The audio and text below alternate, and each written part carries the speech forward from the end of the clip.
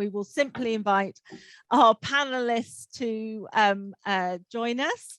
And I'm very pleased to have with us, as I mentioned, Andy Wynne from Learn Sheffield, and Ruth Agnew, who is now at the Cooperative Academy Trust. In fact, you have been for a while, Ruth. I made it sound as though it was very recent, and that's because we have known both you and Andy for a very long time and worked with you in a number of different roles. So it's great to have this conversation with you. And actually, I probably shouldn't say this when I'm trying to welcome panelists to a discussion. I was going to say, in a way, this is quite a tough gig because you're trying to represent a whole range of views, which there will be within the governance professional community, won't there, depending on experiences and that sort of notion of where you are currently in the sector and where you might see yourself as being in 5 or 10 years' time. And then lastly, our very own Amy Wright, who again has had a number of roles within the governance professional community, but her last one for her current one for the last year has been with us as our clerking development manager, working very closely with Steve to develop all the resources that we are on governance professionals. Particularly, I think, Amy, lots of credit to you for that work on those suite of learning link modules, as well as the rest of the team. So Amy, if you could join us as well. The white paper, I think a lot of what was in there in terms of structures and the future system, we had trailed for quite a while before, particularly the bit about encouraging all trusts, all schools to be within what's called a strong family, a multi-academy trust around 2030ish. So if I can maybe come to you first for your sort of general impression. I know we're going to tease out various issues during this panel, but for your general impression of what that means for the profession. And as I say, that's quite a big ask, so feel free to focus down into the issues that you think are absolutely pertinent, that the profession needs to engage with, and or you want the wider sector, we can be specific, the department or NGA or others to help with. So that's a huge question. Why don't you start off with a few thoughts, Andy? And do please introduce yourself, because that was a very cursory introduction. Sure. Thanks, Emma. Really nice to be here this morning. Yes, so I'm Andy Wynne. I'm the one of my roles is governance lead here at Learn Sheffield, and just to say something about Learn Sheffield, we're a schools company which has been in existence in Sheffield since 2015, and it was brought about really perhaps from a couple of years earlier, seeing the direction of travel in the city in terms of schools becoming single academy trusts, joining MATs, and the greater diversity in the city, and therefore we felt that a kind of sector-led approach and a schools partnership approach would be what was needed, and that's what led to the formation of Learn Sheffield. So we have 175 schools in the city. We have 60% of those schools are in trusts, but given most secondaries are in, it's probably about 70% of our children are in academies, and we have now roughly 65, I think, schools who are maintained. So Sheffield's gone quite a long way in terms of the journey around MATs. And I think that I suppose the impression I have is that after the hiatus that we've seen, and things have slowed down for all sorts of reasons in the last 2 or 3 years, some of those reasons very obvious, that there's been a pause while everybody's been waiting for this to happen. And I think that there aren't any great surprises for us here in Sheffield in terms of what's coming along, and it feels like now that the time scale that exists means schools and boards can still make decisions at their own pace. And I think that's really welcome for us, that this can still be an individual school-led approach. And I think our stance on this is to try to be an independent broker of those conversations.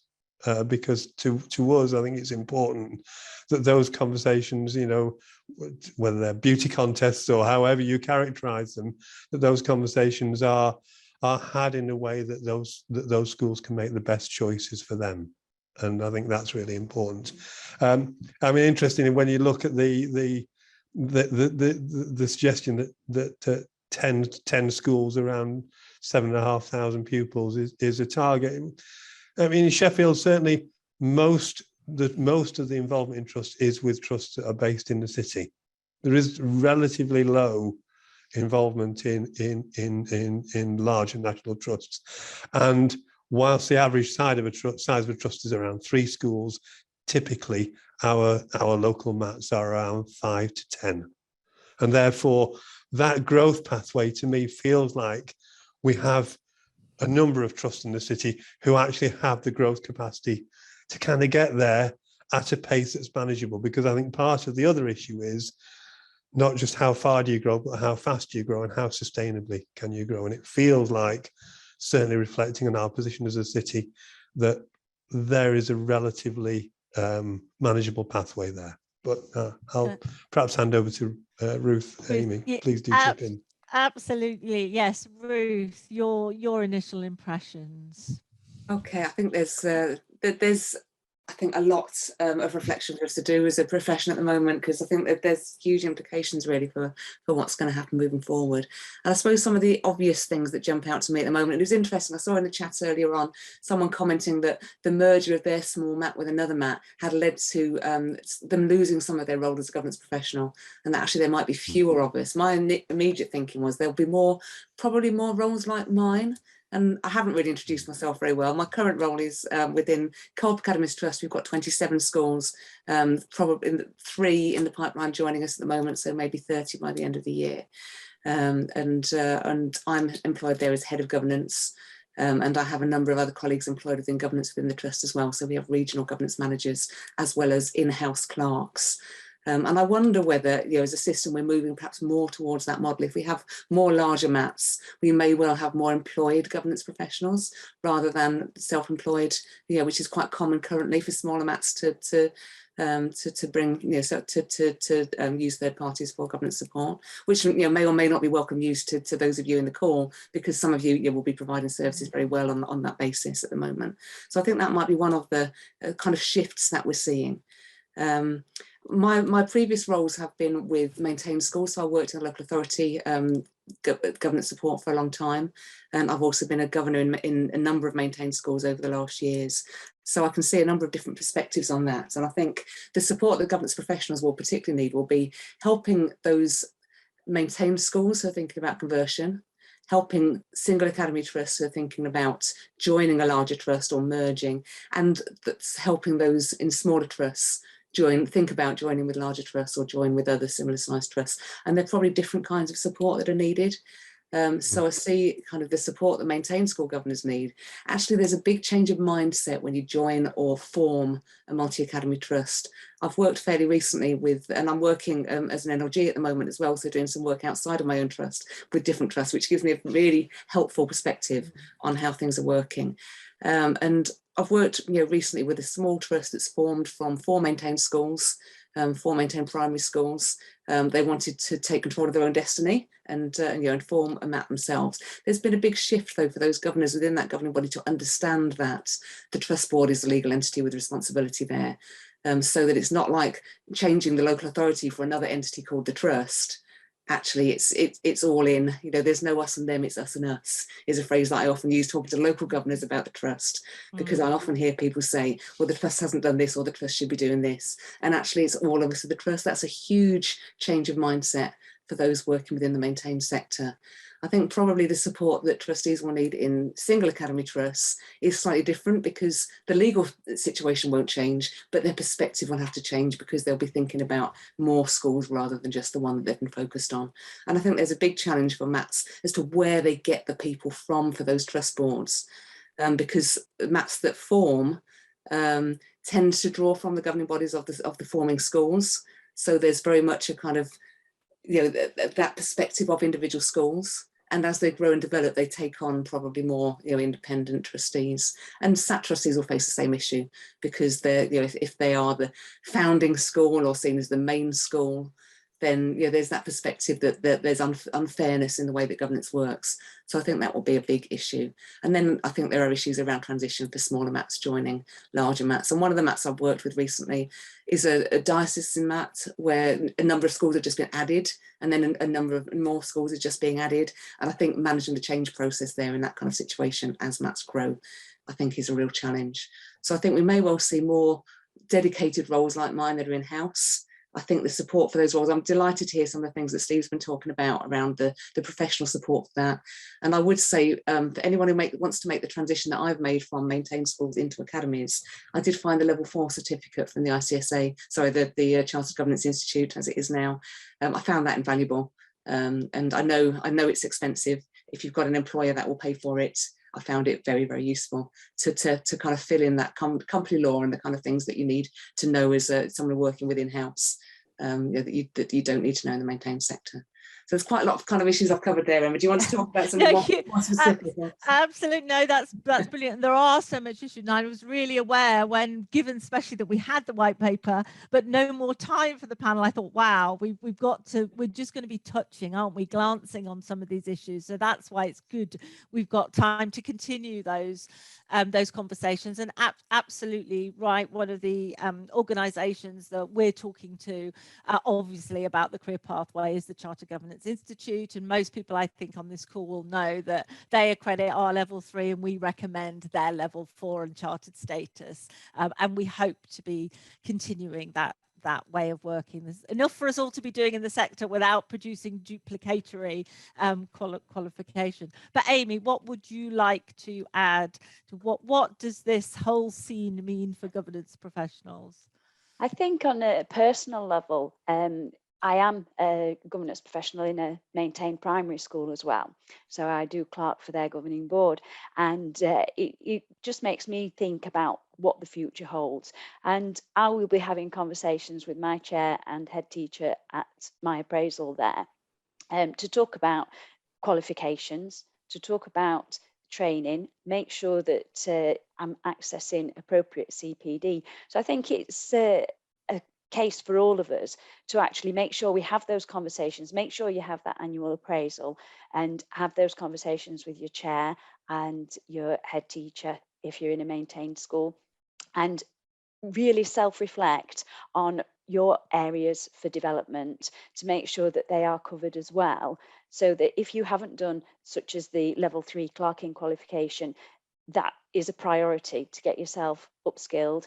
And if you've already done that, maybe look at doing the level 4 and seeing what else is out there to put yourself in a good position for any transition from a SAT or a maintained school into a MAT, or if you're in a MAT already, to progress to a role with more responsibility.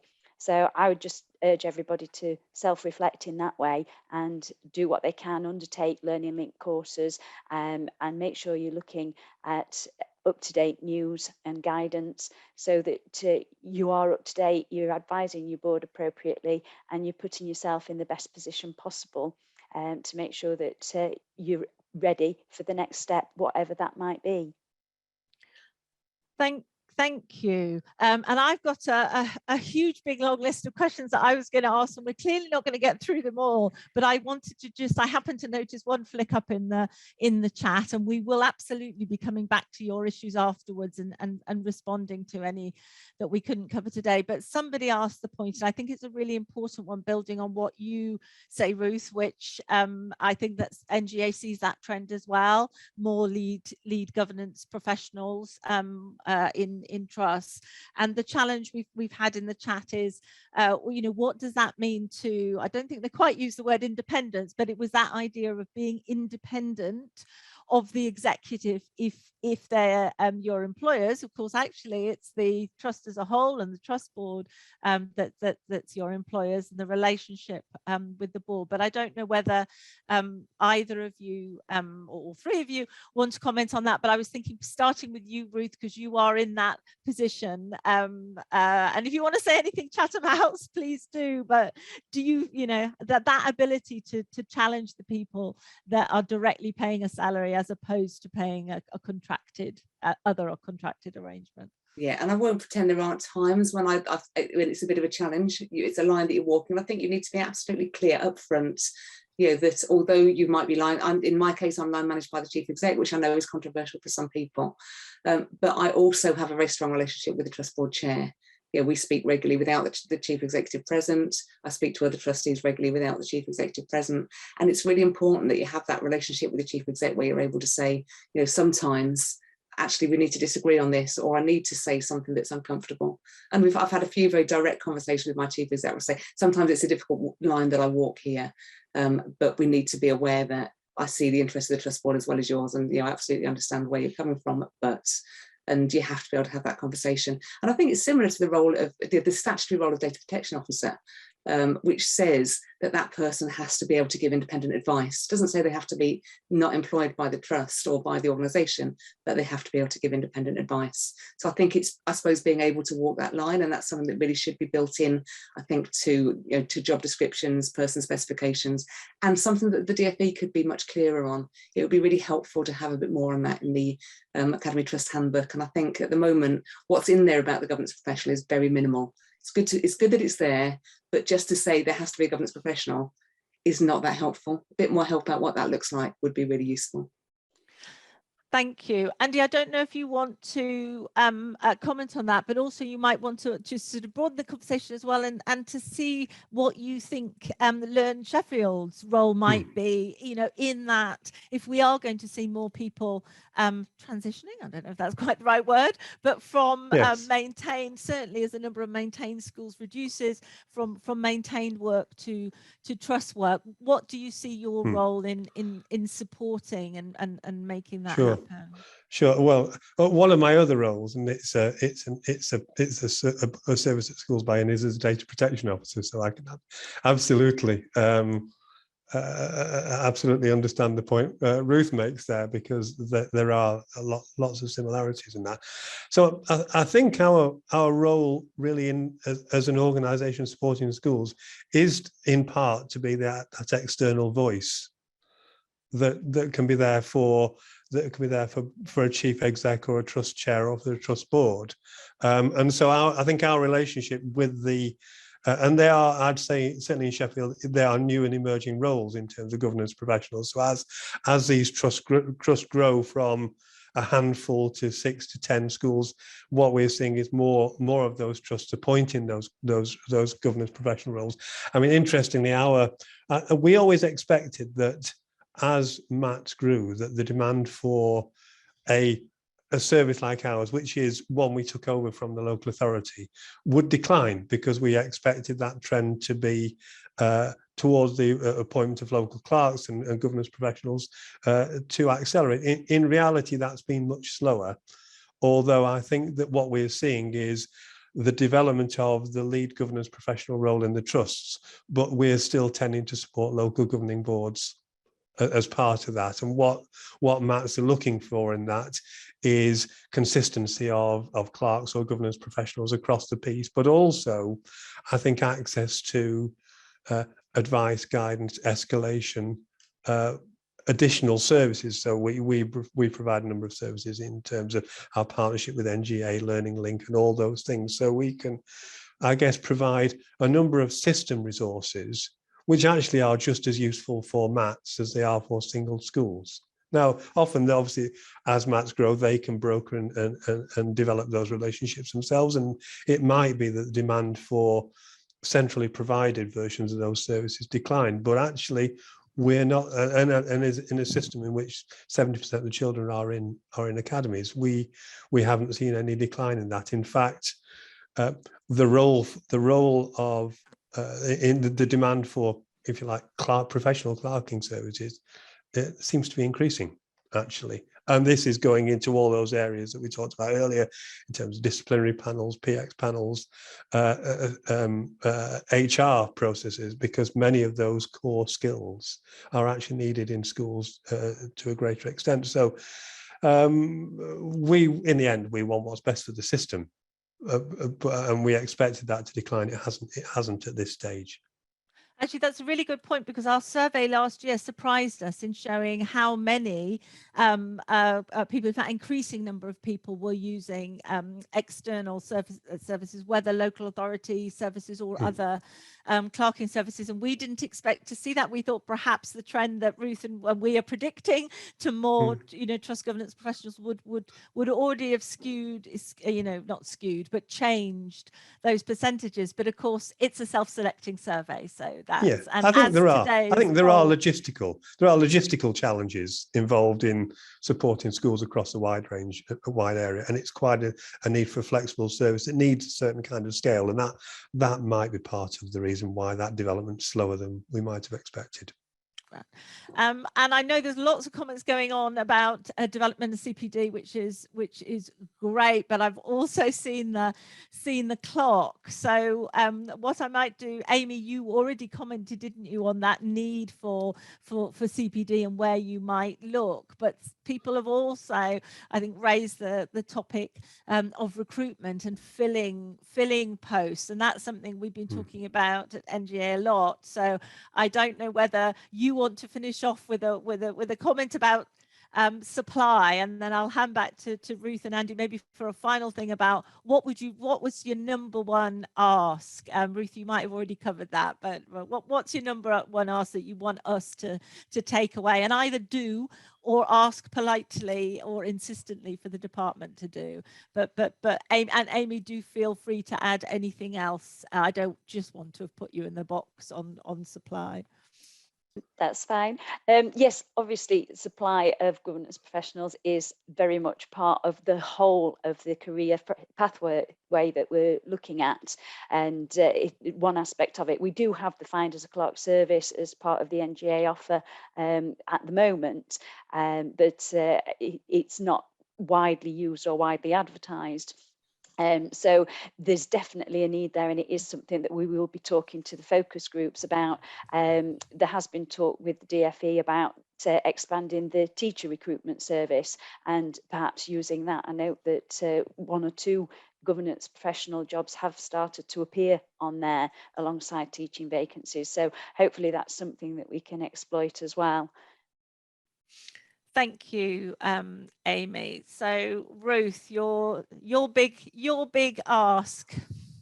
I think one of the things you've touched on this morning, Emma, it would be really helpful to have some benchmarking information around this. I've seen 2 governance leads advertised in the last month or so. One was for a trust of 12 schools and it topped out at 29,000, and the other was for a trust of 6 schools and it topped out at 52,000. And I think that we need to have a better understanding of the market. That would be really helpful. I'd also really like to see a higher level qualification than the level 4 for governance professionals.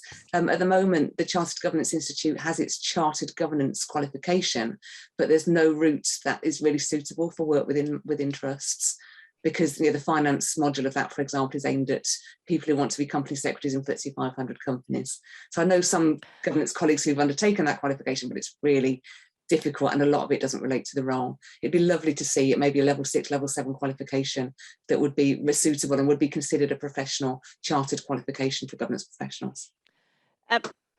We absolutely agree, and I don't think I'm breaking any confidences to say we're trying to persuade the Chartered Governance Institute of that, but obviously the market isn't huge in terms of numbers. So all of you who are joining us, I hope you are tomorrow when our friend Peter Swaby from CGI UK and Ireland is presenting. If you wanted to have a little lobby of him as well, they do know it's our members saying this, not just something that NGA's invented, but a little bit more push, because as I say, we don't want to end up having to do something. We would much rather persuade CGI to put something into that space. So yes, it's a good idea. I think several people have said that to us. So Andy, your big ask. Okay, two asks in terms of the support of clerks and governance professionals. I think that structure around us, because I think there are things that we can't invent and sustain locally, and therefore a CPD and the benchmarking and the job descriptions, and I think all of that stuff is really helpful for us, because it enables us to see where we are in terms of the national picture. And also it enables us to access those resources in a way that helps us to develop our clerks more quickly and put our resources into our local development within that framework. In terms of, I suppose, my big ask for the department in terms of the development of the white paper, it's recognised locality. And I think you would expect someone like me from an organisation like Learn Sheffield to say that in implementing the kind of the approach that is in the white paper, it looks different in different areas, and it's important to really recognise the partnerships and the relationships and the sustainable growth pathways that can happen in locality. And it's important for the regional directors to recognise what those localities look like. Great, thank you. And I didn't ask Andy to say that, because you may have read my blog a little while ago about which very much features on locality, because our members tell us that's important, and that's members from all sectors tell us that that's important. So I wish I could have talked more with you all about a number of other issues as well, but hopefully that sort of whetted the appetite to continue to be part of these conversations over the coming months. It's here to stay, and particularly thank you very much to Ruth and Andy for being brave enough to share your thoughts with colleagues. I would have loved to have bring so much more of you into the conversation, but I can promise you at the leadership forums, it is a one topic event. So we will definitely be giving people the mic so that you can speak directly to the DFE representatives. And thank you to Amy for all the work that you've done as well, not just on the panel, but actually pulling this event together. So one last thing before I'm not going to, I know I've run into the comfort break, but I think we still need one. So once we finish the panel, we will have a 5 minutes comfort break, and then it's over to Claire Collins and to Jinder to introduce the new 20 and 21 questions. But I want to say one last thing, because a couple of you absolutely rightly mentioned the Zen Green Paper, which I literally didn't, because I could see the clock going. We had the very, very long awaited Zen Green Paper yesterday. It's hugely important. You don't need me to tell you that. And again, what comes after it is a green paper.